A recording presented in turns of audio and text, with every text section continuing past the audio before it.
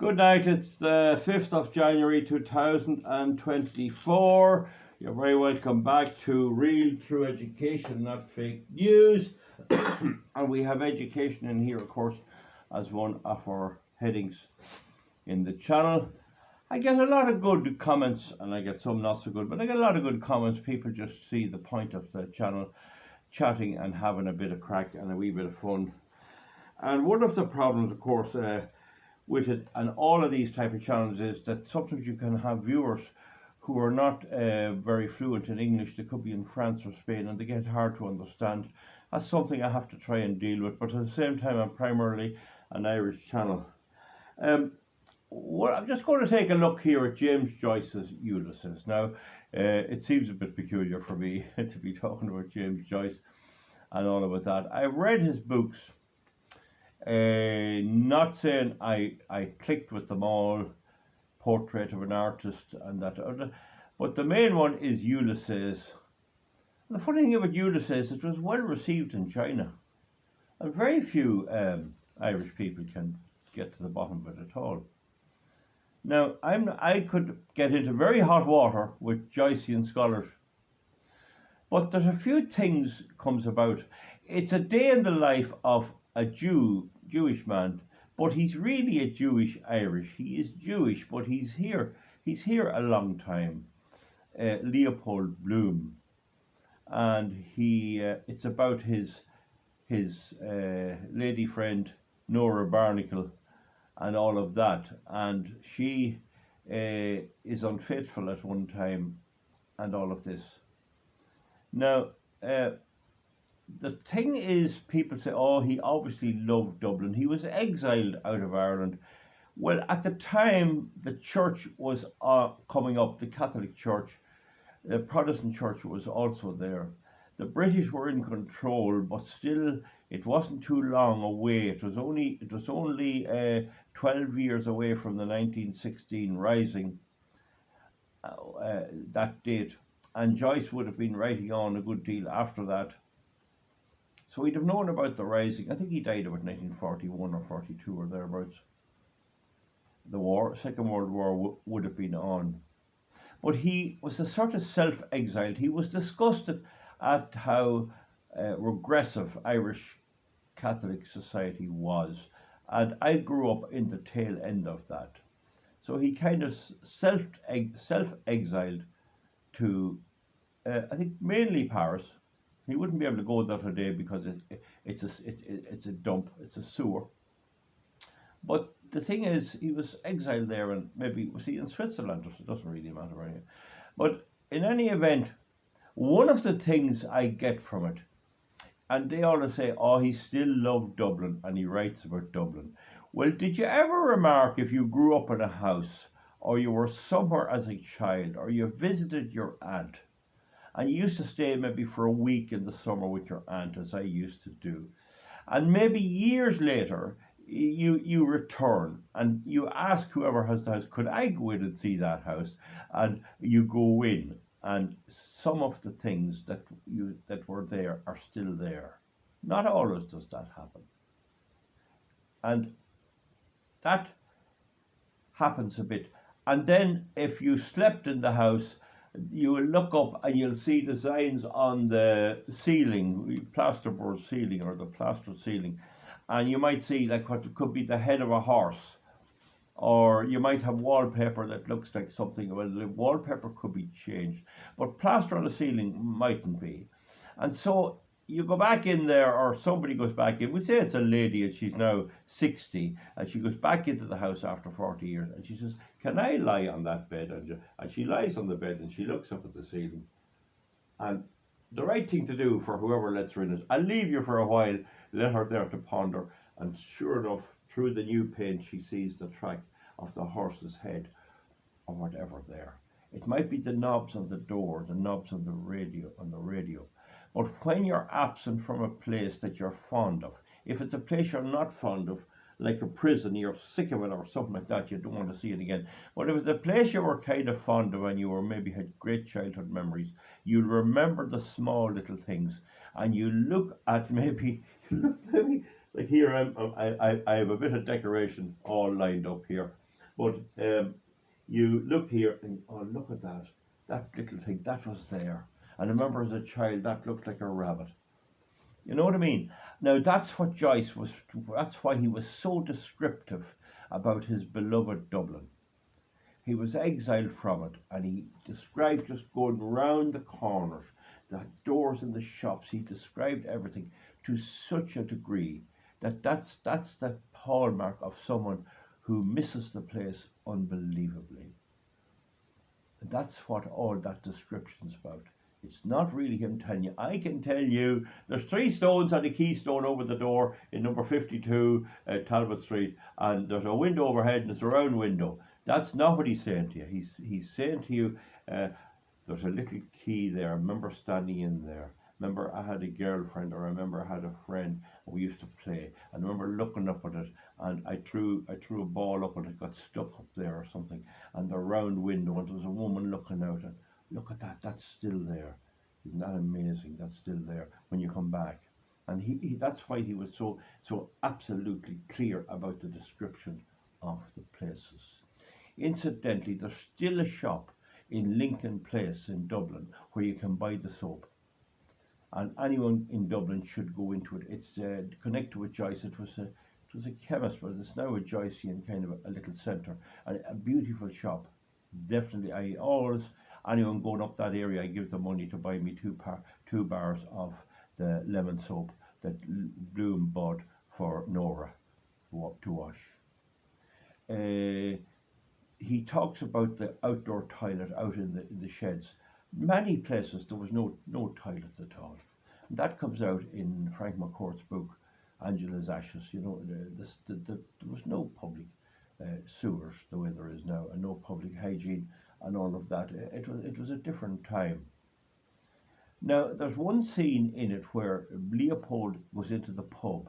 He's not a big man into drinking, but he goes into the pub and they kind of attack him. Oh, you're Jewish, you're Jewish. And he protests, I'm as Irish as you are. I'm as Irish as you are. It's Citizen that goes to attack him. And Citizen, of course, he's the big Irish fella. Oh, he's the Irish nationalist. Oh, we're going to strike and all that.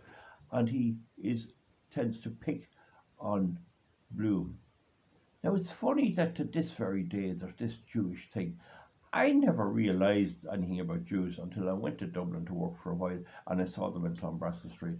My father told me he used to drink with a couple of them, and they were very tight with money, and that um, anything, cut up tin bottles, keep bottles, anything that could make money. He told me that, but in any event, I don't know. But people have all kinds of views. I'm not going in there. But it's funny that Joyce picked Jewish religion. Why didn't he pick some other one as something different? But it is a bit funny, a bit funny that way. But what I want to get to is what Ulysses really is about. It's one day. The book's that thick. Uh, how did he get a whole day squeezed into one? And this is what I drew from it, having both read it a couple of times, with difficulty, I admit, and having watched the film. And there is a film. Milo O'Shea stars in it. There may be other films, but the one I recommend, you might be able to get it off just online, is the one where Milo O'Shea stars in it. It's simple and to the point, and it's quite good. But what it's really about is the way your mind is always thinking of something else. So Bloom was thinking about young women, old women, his wife having an affair, and he was a bit down in the mouth about that, no doubt about that, and the bit of discrimination he was receiving and all of that in Dublin. But he was always thinking. The reason he squeezed so much into one day was it was the mind. So if you can imagine, if I attend a football match, that's one thing. Or I attend a bloodstock sales. A better example would be if I'm trying to buy an animal and I go to a pedigree sire sale and I'm there. And I spend the whole day and I buy something and I sell something. And that's it. But the next day I'm up the fields. I'm on my own and I'm fixing a hedge or I'm doing something on the tractor. I don't need my mental ability maybe to put up a bit of wire or put a bush in a gap or to fix a gate or to do something like that or change cattle. And when you're not doing something like that, you need to be very concentrated on. Like I have to be concentrated on this video now. You would begin to think, oh, you remember yesterday? Oh, that was a lovely horse there, or that was a lovely bull. Uh, Johnny Muldoon bought that one.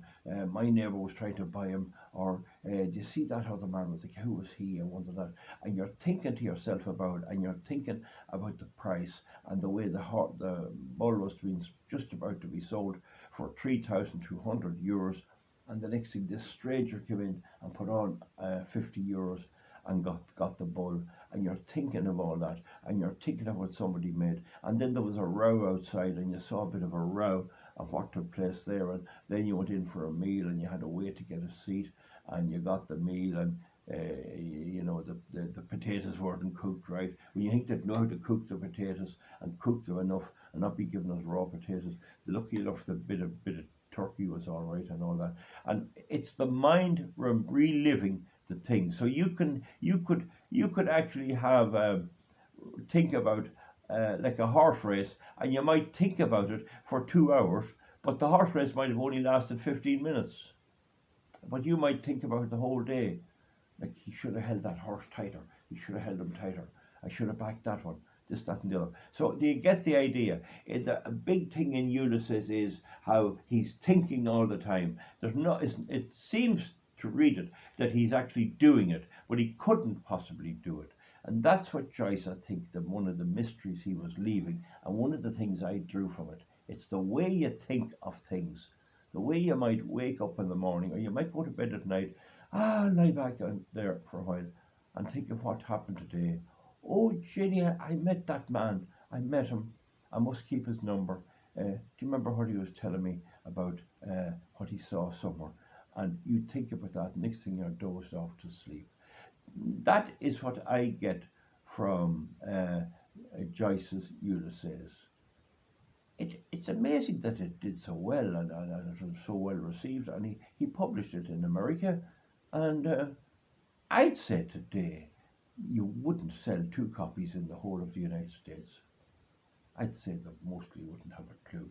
They're not programmed for that. It says something that they were able to read it at that stage. And the question then is, why did the Americans, why were they interested in Dublin and that? Well, Frank McCourt's book was read extensively in America. Now the Chinese think about it. But that's what I get out of it. It's the mind rambling of this bit of a sort of an insignificant man who ultimately loves a particular place, and Joyce can't go back to it. And he's there's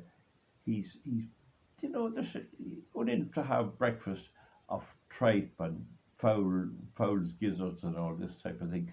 I don't know what it was today, but it's the imagery of the scene, eating this stuff and getting the dinner and all of that. And of course now they have Bloomsday, a celebration in Dublin, and they have that every year, I think, and they serve up this stuff, uh, usually all swine types of stuff, and they have a bit of a go at it.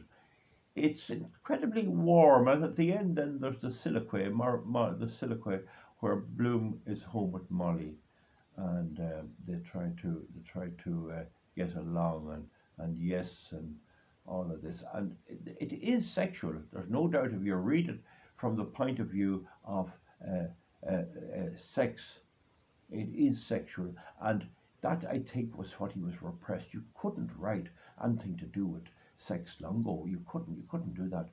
It'd be banned, and even Ulysses was banned. So I think a lot of this, and yes, this was all trying to replicate sexual activities and all of that. That's what I got out of it. He was being a bit bold for the time. Nowadays, nobody give a damn. But I think the main thing I get out of Ulysses is one, the reason he's so descriptive about Dublin is he just feels so lost outside it. He feels so sorrowful for not being able to be there to enjoy it. And he loved it when he was there, even though for all its faults. And he can describe it so well. I think that's where he's coming from. He mentions the Martello Towers; they're still there, and Buck, it's a Buck Mulligan, I think, and all of them. These boys, bit of go boys around the place as we call them.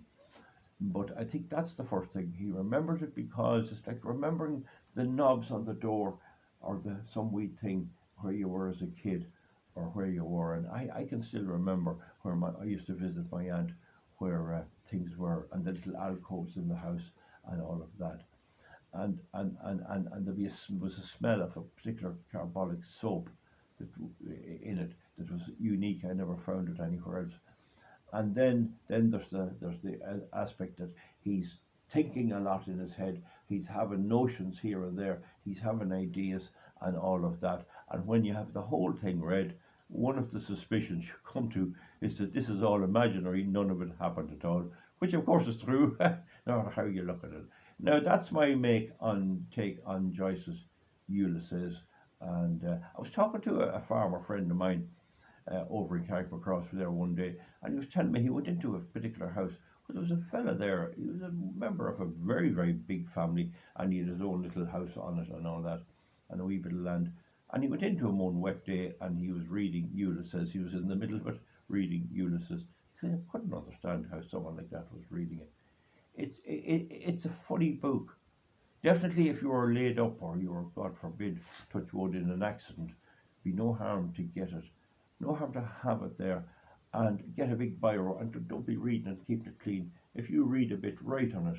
If I have a book and I'm reading it, I have a big dirty black biro, or a fountain pen, and I write out. And when I reach page 32 and I have to go out, I just put a big mark on it, big mark.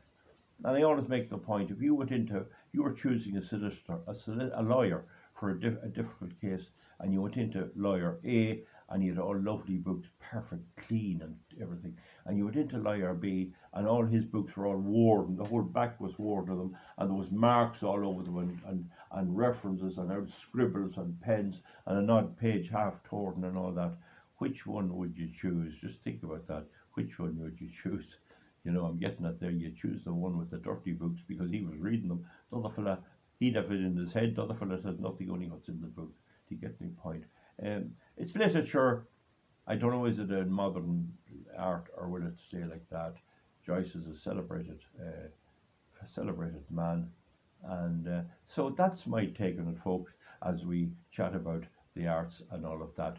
It's still Christmas time, so I'm entitled to do that. So give me a thumbs up or a thumbs down, and I know this will get a bit of reaction, and I hope it does. I was on a chat forum, an Irish chat forum one time, and they were giving me an awful hard time because they're all city people, and they hated farmers.